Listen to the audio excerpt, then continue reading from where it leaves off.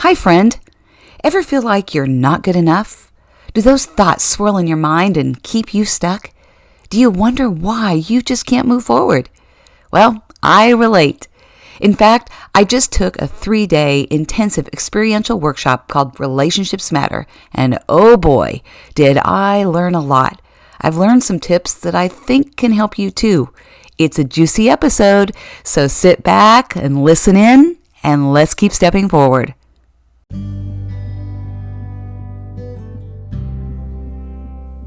Welcome to Step Forward Midlife.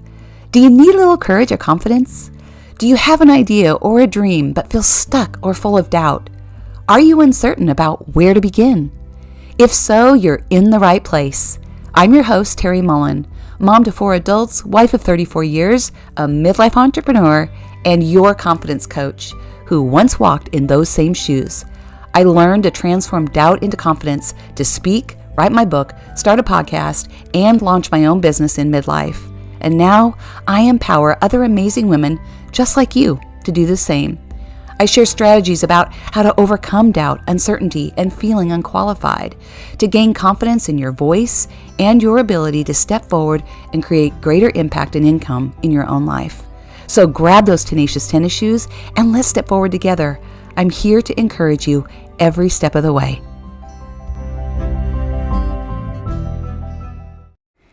Every morning, I go on a walk.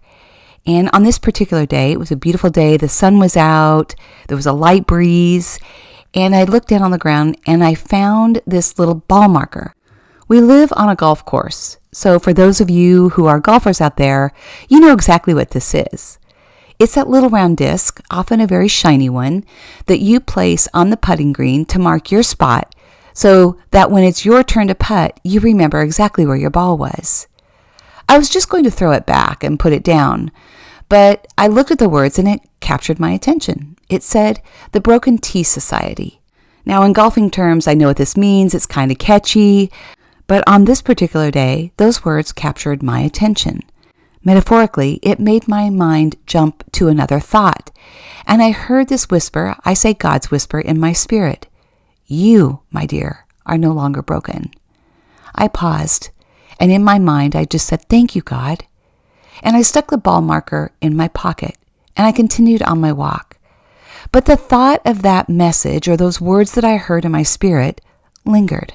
Remember those words. You are no longer broken. Fast forward to a few days later. My husband and I had signed up for a 3-day intensive experiential workshop called Relationships Matter. It is a workshop that's full of exercises and not a lot of note-taking.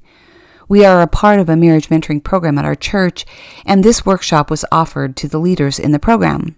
It was actually something they were kind of beta testing to see if it would fit for the church, and the woman that leads this actually does this professionally and is well known for the work that she does. But truth be told, I was really hesitant and a little bit resistant going into this. We already do so much personal growth and development on a very regular basis, including the monthly Growth Day LA gathering with Brendan Richard. And we have so much going on with our own individual businesses. And I just wasn't sure it was something I really wanted to do, or I felt like I had the time to do it.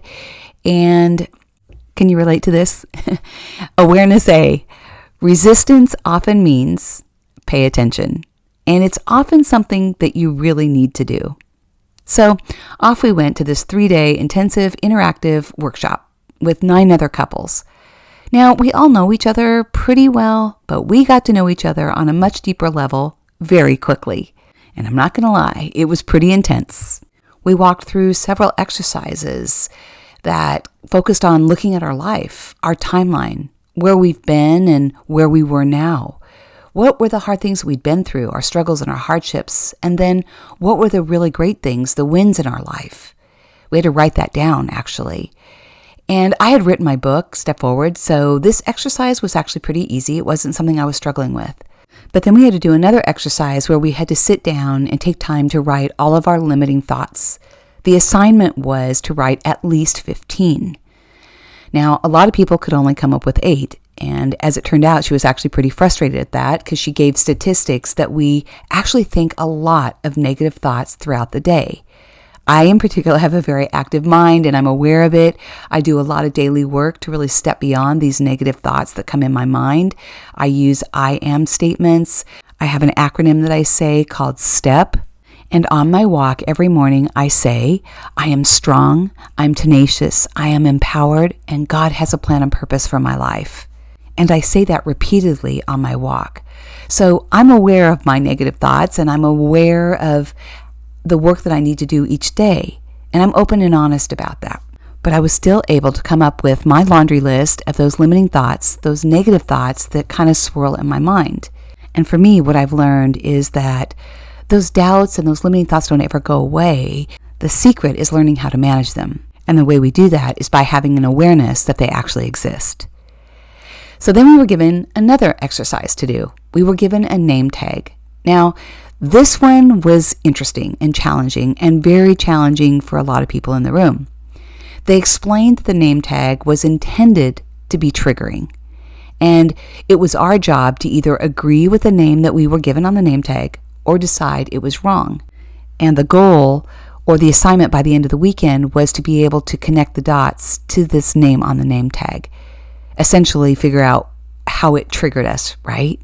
So for me, the name happened to be the second limiting thought that I had written down on my list. Pretty freaky, right?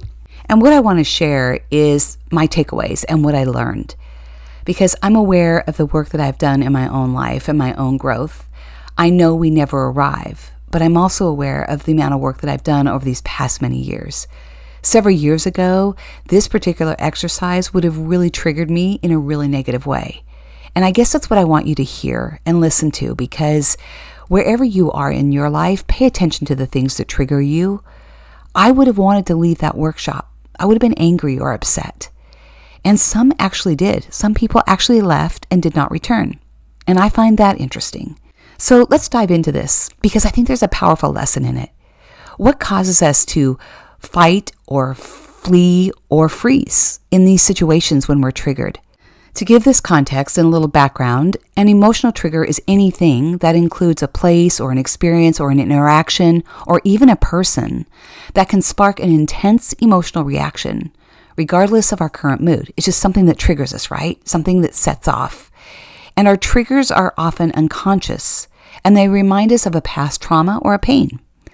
Something maybe that happened in our childhood or some kind of experience that we had that caused us pain and suffering, and something that we couldn't acknowledge or deal with properly at that time. So as adults, we become triggered by an experience, and like I said, or a person that reminds us of that old pain and that old feeling. And that is exactly what this exercise was intended to do.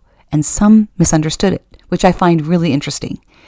When we experience a trigger, our body kicks off this complex process of self-protection. And as I've shared on previous episodes, our brain wants to keep us safe. And I dive into this a little bit more in episode 56, Stepping Beyond Fear. But our brain and our body wants to keep us safe. So we either fight, flee, or freeze. And we get this adrenaline spike, and there's stress hormones that are released, like cortisol. And it starts to flow rapidly through our body and our brain. And once those hormones are released, we often lose touch with our healthy coping skills, as I say, and we give in to reacting rather than responding. We basically lose all common sense. There's no logic happening here, right? We just react. And sometimes we know where these triggers come from, and sometimes we don't. If we have done a lot of personal work, we kind of have more of an awareness. But if we haven't, or if we're not ready, we definitely can get triggered by a response. And it often leads to that fear. We feel angry, we feel rejected, we feel disappointed, we feel vulnerable. Does any of this make sense? Have you ever felt this way? I certainly have. And to be fully transparent and honest, I used to respond very much with fleeing. I would just want to leave. Arguments with my husband were extremely triggering for a lot of different reasons, and I've had to learn how to fight and to fight well. I have had to learn how to find my voice, and it's why I am so passionate about helping other women do the same. And that's another great episode to listen to, by the way, episode 59, Finding Your Voice. But this would be a great time here, even in this conversation that I'm having with you, pause grab a pen and paper and write down some of the things that trigger you. How do you respond when someone says something to you that's hurtful, whether that's a family member or a coworker or maybe even just someone you met? People can say the strangest things, right? What triggers you? Do you know?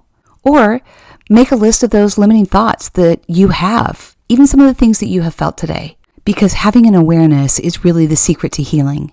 And as author Margie Worrell says, I share this in my book, when you name it, you can tame it.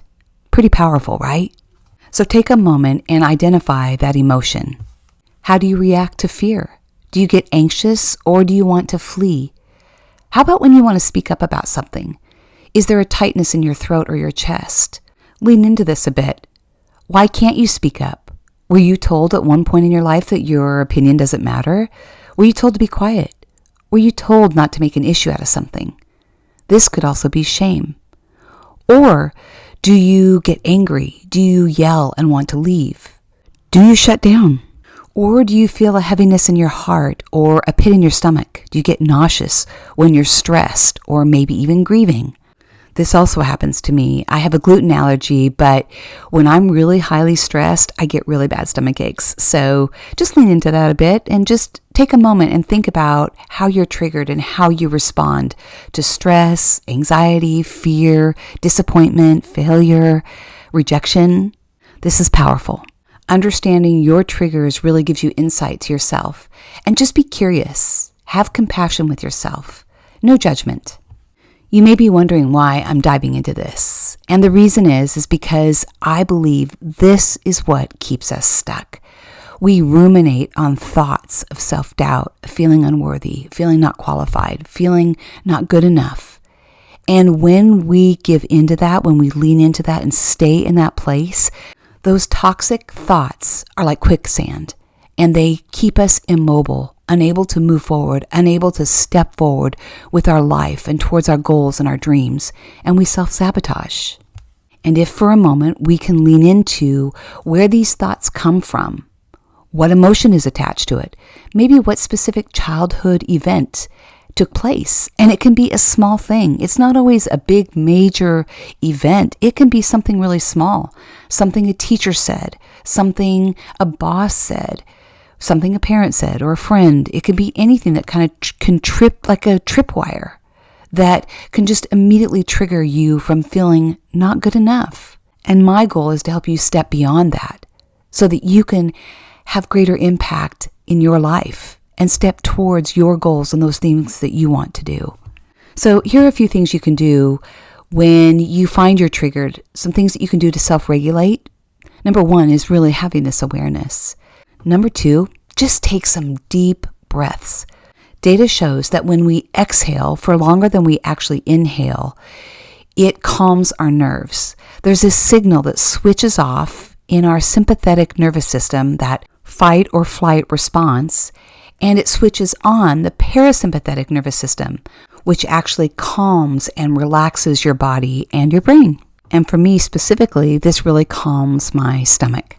The third thing you can do when you feel triggered is go for a walk. This can be called mindful walking. It's a great way just to slow down and focus on the present moment. Look around at the surroundings. Where I live, it just happens to be really beautiful. The palm trees, the blue sky, the blooming flowers. I just take it all in. I don't listen to music. I just look around and breathe. So I really encourage you to do that. Number 4 is talk to the person who offended you.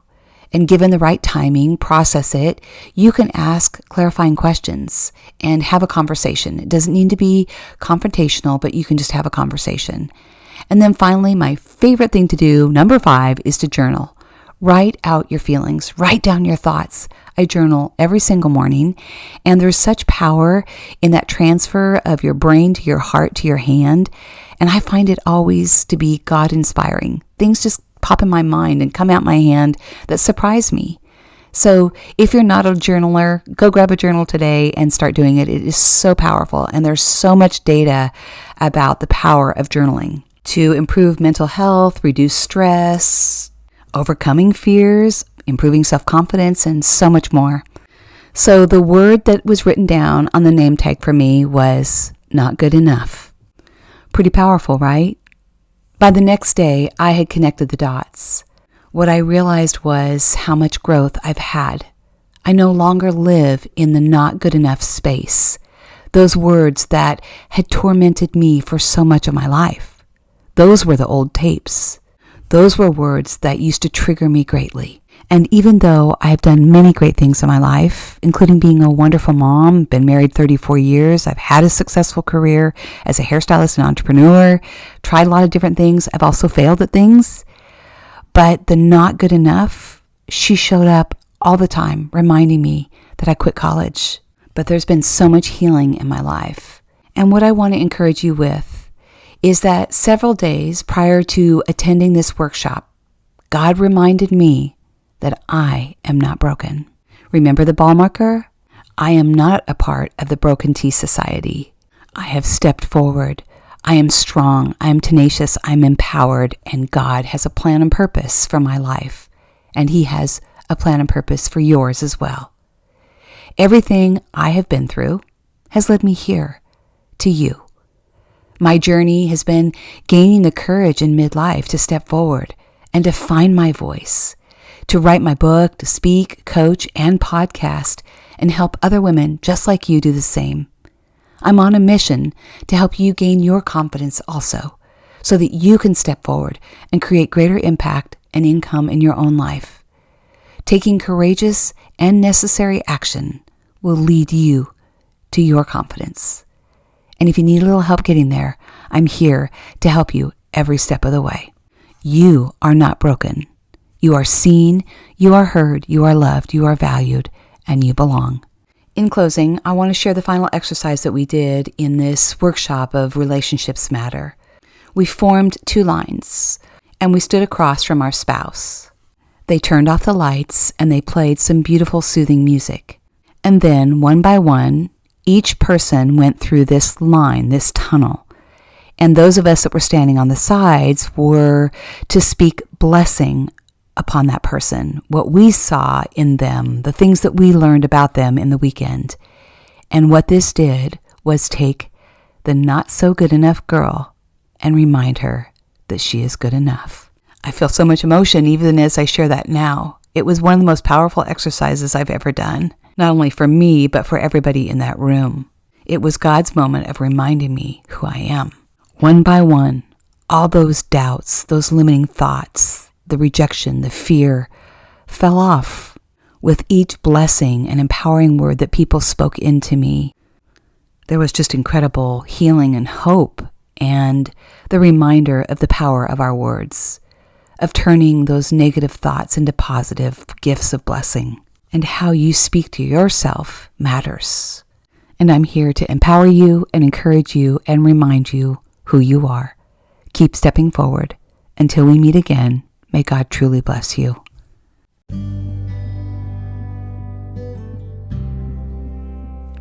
Thank you so much for listening in. I hope you have a few takeaways that can empower you and help you step forward with your life.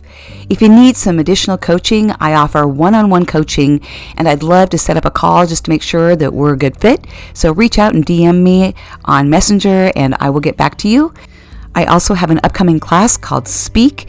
It is a live 6-week course that I do on Zoom, and it is intended to empower you, to help you feel confident when you speak, not only in your own life, but on camera, on video, and if you want to start a podcast. So our confidence with ourselves and how we speak and communicate to others has power and impact in our life. So I will post all of that here in the show notes. And again, thank you so much for being here. Keep stepping forward.